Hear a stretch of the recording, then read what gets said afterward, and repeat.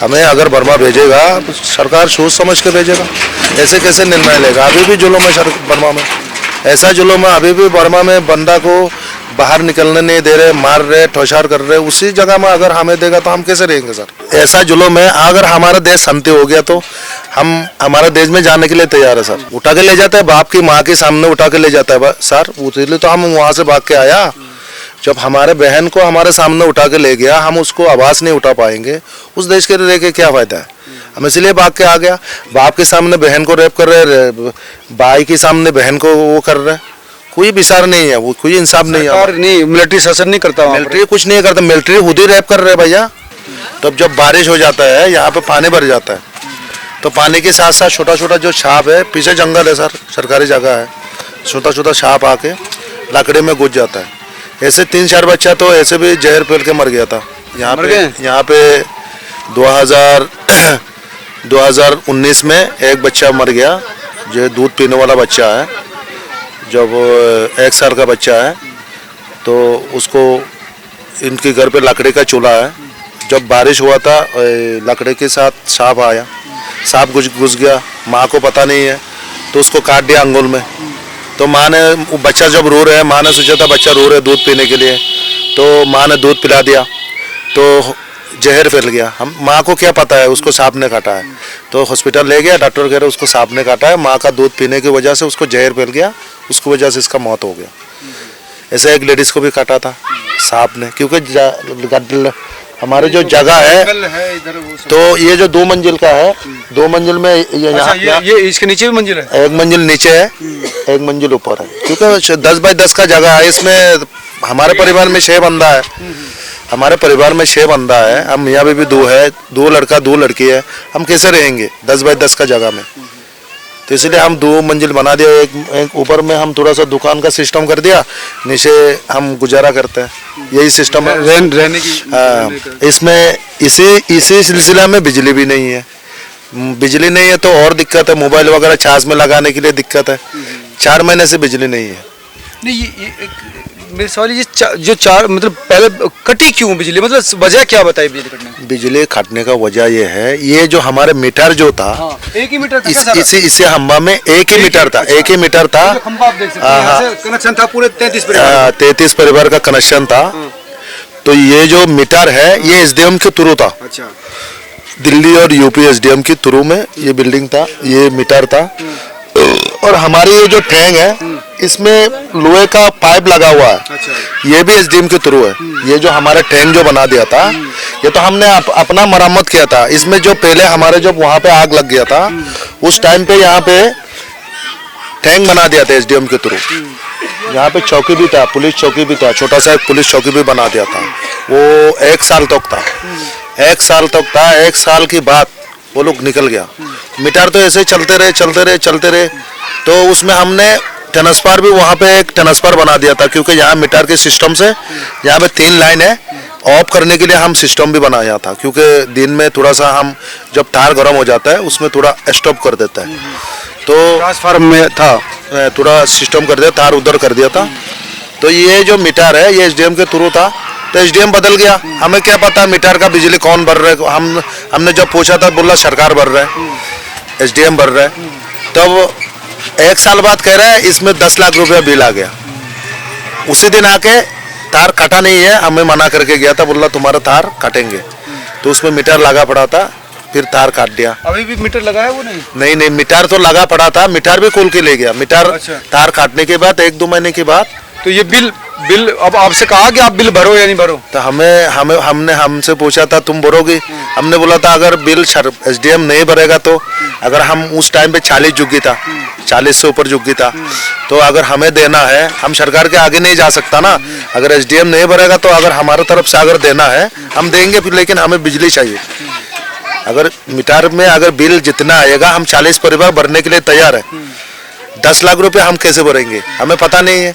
अगर नेक्स्ट बार से अगर ये मीटर से बिजली ले, उसमें अगर बिल आएगा तो हम भरने के लिए तैयार है। फिर भी आगे से 10 लाख तो नहीं दे सकते? 10 लाख नहीं दे सकता, कैसे देंगे, हमें क्या पता है 10 लाख बिल आया या 5 लाख बिल आया सरकार के थ्रू। अगर देंगे तो आप सारे मिलके दे सकते हैं। हाँ, अगर हमने रिक्वेस्ट किया था, वो माना नहीं है, ले गया काट के। बोले ये सरकारी ऑर्डर है, हम क्या कर सकते हैं। हम भी ज़बरदस्ती नहीं करा, हम सरकार के आगे कैसे जाएंगे भाई साहब। वो ले गया। अभी 4-5 महीने से हम परेशान हैं, बिजली से परेशान है। कुछ झुग्गियाँ भी तोड़ी गई हैं यहाँ पर। झुग्गी थोड़ा रही है। झुग्गी यहाँ पे रूट के ऊपर 16-17 परिवार था। अच्छा। उसमें से कुछ परिवार बाहर निकल गया, यूएस निकल गया, कुछ परिवार कनाडा निकल गया, बाकी रैंक में रह रहे हैं। अच्छा। तो ऐसा ही है।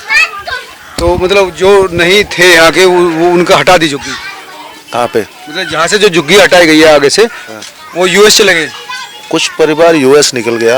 यूएस कैसे चले गए? ये यूनाइटेड नेशन के थ्रू, एफआरओ के थ्रू, जो अपाहिज लंगड़ा लूला परिवार है, जो नाबीना परिवार है, जो आंखें से दिखता नहीं है, जिनका शोहर को बर्मा में मार दिया गया है, ऐसे परिवार को अप्लाई किया था, ऐसे परिवार ले गया। अपाहिज लंगड़ा लूला परिवार है, कमजोर परिवार है, ऐसे परिवार 10-12 परिवार निकल गया बाहर। तो अब सरकार कह रही है कि भाई रोहिंग्या को लेकर जो है जांच बढ़ाई जाएगी, कौन क्या कर रहा है, कैसे नहीं कर रहा है, देश को खतरा है, वो सारी चीजें। हम क्या देश में खतरा है? हमारे देश में ऐसे भी जुल्म है, अभी भी जुल्म है सर, अभी भी ऐसा जुल्म है। अगर हमारा देश शांति हो गया तो हम हमारे देश में जाने के लिए तैयार है सर। अभी ऐसा जुल्म है, अगर हम जाएंगे हमारी जान के लिए खतरा है। हम इसलिए इंडिया चुना, इंडिया में आया। अगर अभी भी हमारे देश में शांति है, सुकून है, अमन है, हम जाने के लिए तैयार है।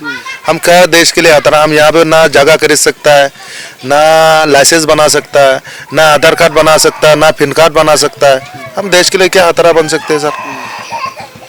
तो कितने परिवार यहाँ पर हैं? यहाँ पे हमारे यहाँ पे पहले 53 परिवार था, 53 परिवार था। अभी 35 परिवार है। 35 परिवार में 33 परिवार तो कैंप के अंदर है, 2 परिवार, एक परिवार कोने में, एक परिवार इस कोने में। टोटल मिला के 35 ही परिवार है इसी गली में, 35 ही परिवार है। सब लोग जो है किस तरह से कमाई वमाई कर रहे थे? जैसे मेरे पैर में दिक्कत है सर, मैं सही से चल नहीं पाता हूँ। मेरे ये वाला पैर में चोट है, 5-6 महीने से काम नहीं कर पा रहा हूँ। फिर भी मैं अपना बच्चा के लिए गुजारा करके जो तरबूज ला रहा हूँ, आलू बेचता हूँ, नींबू बेचता हूँ, थोड़ा सब्जी वगैरह बेचता हूँ। क्योंकि मैं अगर पैर की वजह से बैठा रहूँगा तो मेरा परिवार कैसे चलेगा? तो मैं जितना हो सके उतना अपना पैर के ऊपर अपना। पैर कैसे चोट कैसे लगा? पैर चोट लग गया था कि सामान लेने जा रहा हूँ, सब्जी वगैरह लेने जा रहा हूँ, साइड में टक्कर लग गया। 1 साल से मैं परेशान हूँ। दुकान से हो जाता गुजारा निकला? थोड़ा बहुत तो गुजारा हो जाता है। 4 बच्चा है, चारों बच्चों को पढ़ाना भी है, अपना खाना भी है, तो बेटा रहूँगा तो कैसे गुजारा होगा सर? सब बंदा हमारे जैसा काम, मजदूरी, नौकरी, काम करने वाला है। आपका जो कस्टमर है वो इन्हीं झुग्गियों का है, दूसरे लोग भी आ जाते हैं? इंडियन भी आ जाता है, बाहर के इंडियन भी है, हमारे झुग्गियों का भी है, तो उधर इधर से भी आ जाता है। हाँ, तो चल जाता है चीज़ें? थोड़ा बहुत चल जाता है, खर्चा पानी निकल जाता है सर। बच्चे कहाँ पढ़ रहे हैं आपके? एक बच्चा तो मदरसा में पढ़ता है। मेरा जो बड़ा लड़का है वो हाफिज हो रहा है, बड़ा पर बटला हाउस में पढ़ता है। और एक लड़की 10 साल का है, वो क्लास 6 में पढ़ता है MCD स्कूल में। एक लड़का 9 साल का है, वो क्लास 4 में पढ़ता है, वो भी MCD स्कूल में। एक लड़की 6 साल का है, वो भी पढ़ता है MCD स्कूल में है। वही है, बच्चों को पढ़ा रहे हैं। हाँ। आपकी जो वाइफ है वो घर पे रहती है? वाइफ घर पे रहते हैं। मेरे पैर में चोट है, मैं दुकान में रहता हूँ, मैं सही से चल नहीं पाता हूँ सर। फिर भी आपको देख के निकल गया। नहीं ठीक है। वो बस आपकी समस्या फिलहाल यही है कि तो बिजली चली गई यहाँ पर। हाँ, सरकार से क्या और कहना चाहते हैं आप? सरकार से क्या कहेंगे? सरकार जो हमारे लिए करेगा वो सही करेगा। हम सरकार के आगे क्या कहेंगे? हमारे पास United Nation High Commissioner for refugee card है। रिफ्यूजी कार्ड में साफ साफ लिखा है सरकारी इंडिया की सरकार के आगे नहीं जाना है, सरकारी डॉक्यूमेंट से छेड़छाड़ नहीं करना है। सरकार जो निर्णय लेगा वो हमारे लिए सही लेगा, हम उसका आगे क्या बोलेंगे सर? अगर आपको भेजा जाता है वापस, सरकार निर्णय लेती है कि भेजा जाएगा रोहिंग्या को, तो फिर क्या करेंगे? बर्मा में भेजा जाए, बर्मा में कैसे भेजेगा सर? बर्मा में अभी भी जुल्म है। सरकार सोच समझ के भेजेगा हमें अगर बर्मा भेजेगा तो सरकार सोच समझ के भेजेगा। ऐसे कैसे निर्णय लेगा? अभी भी जुल्म है बर्मा में, ऐसा जुल्म है अभी भी बर्मा में। बंदा को बाहर निकलने नहीं दे रहे, मार रहे, ठोशार कर रहे। उसी जगह में अगर हमें देगा तो हम कैसे रहेंगे सर? उससे बेहतर इंडिया में हमें जेल में डाल दे, गोली मार दे, समंदर में डाल दे, वो तो बढ़िया होगा सर। हम बर्मा जाने के लिए तैयार नहीं है, अभी सही नहीं है हालत वहाँ। बिल्कुल तैयार नहीं है सर। आप कब आए थे यहाँ पर? यहाँ पर हम 2012 में हैं सर। तो कैसे, मतलब आपकी कहानी क्या है, स्टोरी क्या है? कहानी ये है, बर्मा में। आपका नाम क्या है? मेरा नाम अब्दुल्ला है। अब्दुल्ला। तो आप बताइए आपकी कहानी, आपके परिवार की कहानी। मेरे परिवार जो यहाँ पर रह, हाँ थोड़ा अपने से शुरू कीजिए। मैं पहले बर्मा से बांग्लादेश आया। नहीं, कैसे हुआ, क्या था? बर्मा में लड़ाई हुआ था, हिंदू और मुसलमान को बुद्धिस्ट ने मार के भगाया वहाँ से। अच्छा। वहाँ पे हिंदू का आबादी कम है, मुसलमान का आबादी भी कम है। हमारे वहाँ पे अलग जात है, बुद्धिस्ट है, जो बुद्ध को मानने वाला है। वो हमारे देश में मिलिट्री हुकूमत है 70 साल से, फौजी हुकूमत है, कोई राजा बनने नहीं देता। अच्छा। तो वहाँ पे लड़ाई हुआ, लड़ाई में फिर हमारे सब लड़ाई हो गया वहाँ पे। एक बार जंग हो गया, जंग में फिर लड़ाई होने के बाद फिर हमारे जो जवान जो लड़का है, लड़कियों तो पहले ले जाके मार दिया। फिर लड़काओं को सबको बुला के एक ग्रुप को मार दिया वहाँ पे ले जाके। लड़कियों को मार दिया? लड़कियों को तो कितना लड़कियों को रैप करके मारा वो तो गिनती में भी नहीं है सर। अच्छा। जिसको ले जाते उसको मार देते हैं। उठा ले जाते हैं? उठा के ले जाता है, बाप की माँ के सामने उठा के ले जाता है सर। इसलिए तो हम वहाँ से भाग के आया। जब हमारे बहन को हमारे सामने उठा के ले गया, हम उसको आवाज़ नहीं उठा पाएंगे, उस देश के रह के क्या फ़ायदा है? हम इसलिए भाग के आ गया।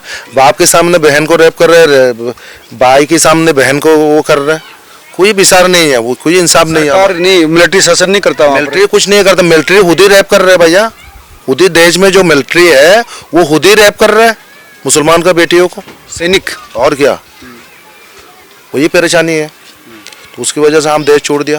तो आपके साथ आप कौन कौन आए थे, किस किस? हमारे साथ हम जो शादी किया था बांग्लादेश में, शादी किया हमारे देश का है। अच्छा। तो उसके बाद हम वहाँ से इंडिया आ गया। बांग्लादेश में भी थोड़ा कमाई में दिक्कत है, फिर हम जानने वाला को मिल गया, फिर इंडिया आ गया। 2012 में हम जब इंडिया आया तो इंडिया में आके थोड़ा बहुत हमें सुकून देखा। बांग्लादेश में भी शांति नहीं है, बर्मा में तो शांति देखा ही नहीं है, हम बचपन में देखा नहीं है। हम जब 14 साल था बांग्लादेश में था, उसके बाद मेरा तो 10 साल 12 साल उम्र तो इंडिया में गुजर रहा है। अच्छा, आप 14 साल बांग्लादेश में भी रहे? 14 साल बांग्लादेश में नहीं रहा, 14 साल की उम्र में मैं बांग्लादेश आया। आप अपने माता पिता के साथ आए थे? माता पिता के साथ, भाई बहन के साथ आया था। पूरा परिवार आए थे? पूरा परिवार बांग्लादेश में आया था। फिर उसके बाद बांग्लादेश से फिर हम यहाँ आ गया, इंडिया आ गया। मैं मेरा बाप जो है, मेरा फादर जो है वो मालदार था, पैसा वाला है, पैसा वाला की लिस्ट में गिना जाता था मेरे पिताजी को। बर्मा में ऐसे एक सिस्टम बना दिया था मिलिट्री ने, जितना भी मालदार है सबको पकड़ के जेल में डाला है। उस टाइम पे मेरे पिताजी को भी जेल में डाल दिया। मेरे पिताजी को भी मालदार की लिस्ट में गिना गया था। उस टाइम पे हम छोटा था, हम क्लास 4-5 में पढ़ रहे। हम 6 भाई है, एक बहन है। तो उस टाइम पे मेरे पिताजी को जब पकड़ के ले गया, तो जब मेरे बाप को पकड़ के ले गया तो हम क्या करेंगे, हम छोटा है। बाप को जब जेल में ले गया तो हम तो कुछ कर नहीं पा रहा हूँ, छोटा बच्चा है हम। तो हम जो हमारे जानने वाला है उनके साथ जाके मशवरा किया, भाई मेरा बाप को पकड़ के ले गया, अभी क्या करना है। तो वहाँ पे जाके मेरे पिताजी को जेल में ले गया। वो 40-50 लाख रुपए मांग रहे हैं। अच्छा। ले गया, तेरे पिताजी को अगर निकल के ले जाना है तो 40-50 लाख रुपया लगेगा। तो हमने घर फर सारा बेच दिया, बेच के मेरे पिताजी को निकाल लिया जेल से। निकाल के हम तुरंत रात को बांग्लादेश आ गया। बांग्लादेश आ गए, बांग्लादेश में रहा, जगह जमीन सब बेच दिया वहाँ पे। तो बेच के बांग्लादेश आया। बांग्लादेश में आके भी हमने 1-1.5 साल रहा, वहाँ पे भी आबादी ज़्यादा है। हमारे बर्मा का मुसलमान कम से कम 15-16 लाख है। छोटा जगह है, बांग्लादेश 17-18 करोड़ का आबादी है, पब्लिक ज़्यादा है, पॉपुलर ज़्यादा है। फिर हमने सोचा था इंडिया चलेंगे। इंडिया में हम तो सुना था इंडिया सही है, भारत है, महाभारत है, बड़ा जगह है। तो हम जानने वाला मिल गया, यहाँ पे जो बंदा आ रहे हम मिल गए, हम उनके साथ आ गए इंडिया में। इंडिया में हम 2012 में आया था। तो 2012 में आके हम पहले सहारनपुर में था, सहारनपुर के बाद सहारनपुर में जब हम 2-3 महीना था, उसके बाद सहारनपुर से दिल्ली आ गया। जैसे हमारे ऑफिस है यहाँ पे, ऑफिस के बगल में आ गया। फिर यहाँ पे हम रह रहे दिल्ली में इसी जगह में हमारे अभी कितना हो गया, 8-9 साल हो गया। ज़कात फाउंडेशन ऑफ इंडिया के 12 से है ना आप यहाँ पे? 12 से 24 आपको कम से कम जो है 12-13 साल हो गए। 12-13 साल हो गए। ये ज़कात फाउंडेशन ऑफ इंडिया की जमीन है। तो यहाँ पे भी हमारा राहत नहीं है सर। अच्छा। यहाँ पे पहले एक बार आग लग चुका है, उसके बाद हम सरकारी यूपी सरकार, हमारे जो बगल की जो जमीन है वो यूपी सरकार की जमीन है, उसमें हम सेटल हो गया था। उसमें एक बार आग लग चुका है, फिर हम यहाँ पर आया, 2 बार आग लग चुके हैं हमारे यहाँ पे। ये तो तलपाल का जुग्गी है, आग लगने से पूरा तुरंत 10-15 मिनट के अंदर पूरा जल जाता। फायर फिट आने से पहले जल जाता। तो बाजबल्ली से लगा पड़ा है। गर्मी में अगर थोड़ा आग लग गया तो जलेगा ही है। तो हमें यहाँ पे 2-3 चीज़ का बहुत डर है। एक चीज़ तो आग का डर है, जैसे यहाँ पे एक बार आग लग गया पूरा ख़त्म हो जाएगा। और आग के साथ साथ बिजली भी नहीं है, और तालाब जैसा ज़मीन है, गड्ढा ज़मीन है, अभी बिजली भी नहीं है। क्या करूँ, फिर भी ज़िंदगी गुजारा करने, फिर भी बर्मा से बढ़िया, बर्मा से 1000 गुना बेहतर। अच्छा, हमारे देश से 1000 गुना बेहतर है इंडिया। तमाम परेशानियों के बावजूद आपको यहीं रहना तमाम परेशानी के बावजूद भी हमारे देश से 1000 गुना बेहतर है इंडिया। कोई चीज़ का डर नहीं है, लेकिन बिजली पानी वो नहीं है, लेकिन फिर भी रहने के लिए कई बार आप रोहिंग्या खतरा हो सकते हैं, आतंकवादी हो सकते हैं, दिक्कत कर सकते हैं, इनके संबंध आतंकवादियों से हो सकते हैं, ये एक सवाल उठता है। वो बोलने में हम क्या कर सकते हैं सर? आतंकवादी बोलेगा, चोर बोलेगा, डकैत बोला, हम क्या कर सकते हैं? आप देख रहे हो हम क्या करके खा रहे हैं। दुकान है, सब्जी बेच रहे, कुछ बंदा नौकरी कर रहे हैं, कुछ बंदा काम कर रहे हैं, कुछ बंदा मजदूरी कर रहे हैं। आतंकवादी, चोर, डकैत बोलने से हम क्या बोलेंगे सर? तो बोलने वाला बोलते रहेगा, हम क्या करेंगे सर? धन्यवाद अब्दुल्ला जी। तो ये थे अब्दुल्ला जो कह रहे थे, अपनी स्टोरी सुना रहे थे कि हम अपने देश नहीं जाना चाहते क्योंकि वहाँ की हालत बहुत ज़्यादा ख़राब है, यहाँ बिजली नहीं है, दूसरी तमाम दिक्कतें हैं, लेकिन उसके बाद भी यहाँ पर हम सुकून महसूस कर सकते हैं और सरकार से ये गुजारिश करते हैं कि वो हमको यहाँ पर रहने दें। तो दोस्तों, ये थी एक रोहिंग्या बस्ती में एक रोहिंग्या की कहानी जो आपने सुनी होगी। आप क्या सोचते हैं ज़रूर बताएं। नमस्कार।